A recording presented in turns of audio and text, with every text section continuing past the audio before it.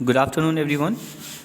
चलिए आज हम लोग चल रहे हैं एक ऐसे चैप्टर के लिए जो कि आपका द बैगर है। और बैगर चैप्टर आप लोग ने शायद कुछ बच्चों ने पढ़ लिया हो, लेकिन फिर भी मैं ट्राई कर रहा हूँ। इसकी मैं समरी एक्सप्लेन करूँगा क्योंकि भी मैं इस तरह एक्सप्लेन करूँगा तो it will take so much time. So let's start. देखिए इस बैगर में एक लश्कोफ नाम का एक व्यक्ति होता है। वो एक बैगर है जो कि भीख मांगता है।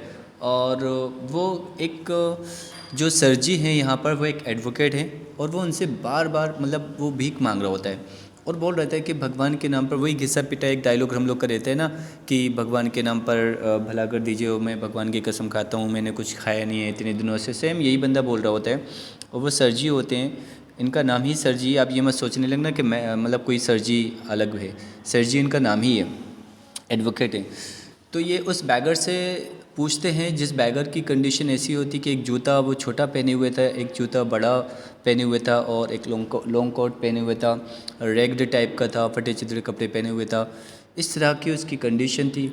लश्कोफ उसका नाम था और वो ये झूठ बोल रहा था कि वो कहीं पर एक टीचर रहा है और टीचर जब वहाँ पढ़ा रहा था कुछ कंट्रोवर्सी होने की वजह से उसको वहाँ से निकाल दिया गया। ऐसा कुछ वो झूठ बोलकर अपने जो सर जी हैं उनसे भीख मांग रहा होता है। लेकिन सर जी ने उन्हें पहचान लिया, तो उन्हें ऐसा लग रहा था कि उन्होंने कहीं ना कहीं इसको देखा है। तो बोलते हैं कि मैंने तो अभी शायद तुम्हें 1 या 2 दिन पहले देखा है और तुम मुझसे बोल रहे थे कि तुमको एक स्कूल में एक स्टूडेंट थे और तुम्हारे पास शायद अपनी इकोनॉमिकल कंडीशन रन अप करने के लिए तुम वहाँ से स्कूल ड्रॉप कर दिए थे। तो उस लश्कोफ को ऐसा लगता है इसको मेरे बारे में पता चल गया और वो हिचकिचाने लगता है। तो वो हिचकिचाने लगता है तो सर जी जो होते हैं वो बोलते सच सच बता दो ये, वरना मैं तुम्हारी कंप्लेन कर दूंगा पुलिस को, ये मैं पुलिस को बुलाता हूँ। तो वो बोलता है कि जो लश्कोफ होता है कहता है कि सर मैं सिर्फ़ और सिर्फ भीख मांग रहा था, लेकिन मैं जो बोल रहा था वो सब झूठ है। वो अपनी रियलिटी बता देता है, अपना स्टेटस बता देता है कि एक्चुअल में ना तो कोई वो टीचर है ना ही कोई वो स्टूडेंट है।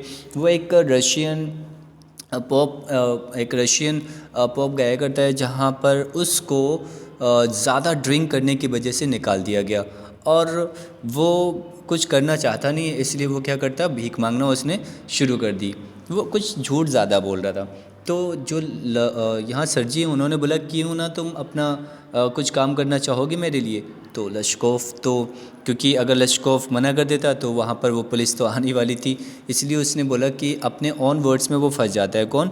लश्कोफ। तो उससे कहा जाता है ठीक है, सर जी के द्वारा कहा जाता है अगर तुम्हें जॉब करनी है तो बताओ, हमारे यहाँ लकड़ी है तो उसको चॉपिंग करना पड़ेगा, आपको काटना पड़ेगा। तो लश्कोफ बोलता है चलो ठीक है कोई बात नहीं, अब तो फंस गए हैं, अब तो कर ही देते हैं काम।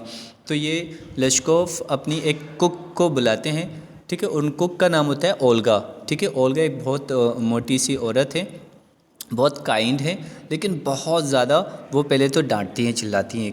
किसको? लश्कोफ को। क्यों? लश्कोफ बहुत ज़्यादा कमज़ोर था, भूखा था, ठीक है। और वो काम करने में बिल्कुल भी मन नहीं लग रहा था उसका, लेकिन वो मतलब एक अपनी कही हुई बात में फंस जाता है। अब उसने प्रॉमिस कर दिया था कि हम चॉपिंग करेंगे, तो इन्होंने चॉपिंग के लिए बुला लिया। जब ये चॉपिंग कर रहे होते हैं वहाँ पे इनको बोला जाता है कि ठीक है चॉपिंग शुरू कर दीजिए। तो ये जाते हैं एक लॉग के ऊपर बैठ जाते हैं, ठीक है। लॉग यानी कि जो लकड़ी का गट्टा होता है उसको बोलते हैं लॉग। वहाँ बैठ जाते हैं। बैठने के बाद यहाँ इनको एक लकड़ी का जो गट्टा होता है मिलता है काटने के लिए। ये उसको बिल्कुल स्ट्रेट रखते हैं और अपने दोनों पैरों के बीच में उसको रखते हैं। रखने के बाद वो एक एक्स होती है जो कुल्हाड़ी, उससे मारते हैं, लेकिन कुल्हाड़ी उसमें सही से लगती ही नहीं है और उस लकड़ी को ज़रा भी कुछ भी नहीं होता है। तो जो यहाँ ओल्गा होती हैं वो इनको बहुत बुरा बुरा कहने लगती हैं, तुम अपनी लाइफ बर्बाद कर रहे हो, तुम्हें कुछ नहीं आता, तुम अपनी ज़िंदगी में कुछ नहीं कर पाओगे, ठीक है। तुम्हें अपनी लाइफ को सिर्फ़ और सिर्फ बर्बाद ही करना है। ऐसा कहने के बाद उसके बगल में बैठ जाती है और रोने लगती है, ठीक है। इतना होने के बाद जब लकड़ियाँ कट जाती हैं तो उसको कुछ हाफ़ रूबल मिल जाते हैं, ठीक है। हाफ़ रूबल एक पैसा होता है। ठीक है। तो हाफ रूबल मिल जाते हैं और उससे कहा जाता है सर जी के द्वारा कि तुम हर महीने की हर 1 तारीख को आ जाया करो और काम होगा तो मैनेज करवा के तुम्हें कुछ काम दे दिया करेंगे। सर जी के पास ये हर महीने की 1 तारीख को आते हैं और उन्हें जो काम मिलता है, कभी सर जी इन्हें गार्डन की सफाई करवा लेते हैं, कभी लकड़ियाँ चॉपिंग करवा लेते हैं, कभी जो लकड़ियाँ मतलब बिखरी हुई पड़ी हुई हैं उनको कुछ ना कुछ काम उन्हें निकाल कर दे ही दिया जाता है। एक दिन क्या होता है कि जो सर जी होते हैं वो अपना सिर्फ़ और सिर्फ मूविंग कर रहे होते हैं, एक जगह से दूसरी जगह शिफ्टिंग कर रहे होते हैं। तो उन्हें काम की ज़रूरत थी एक बंदे की, तो इन्हें बुला लिया जाता है और इन्हें बुलाने के बाद पूरा सामान एक जगह से दूसरी जगह शिफ्ट करा दिया जाता है।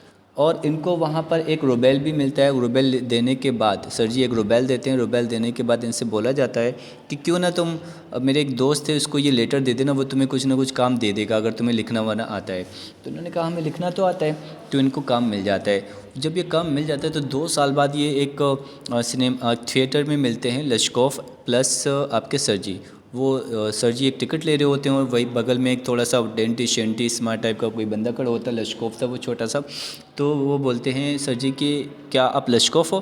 तो वो बोलते हैं हाँ मैं लश्कोफ हूँ।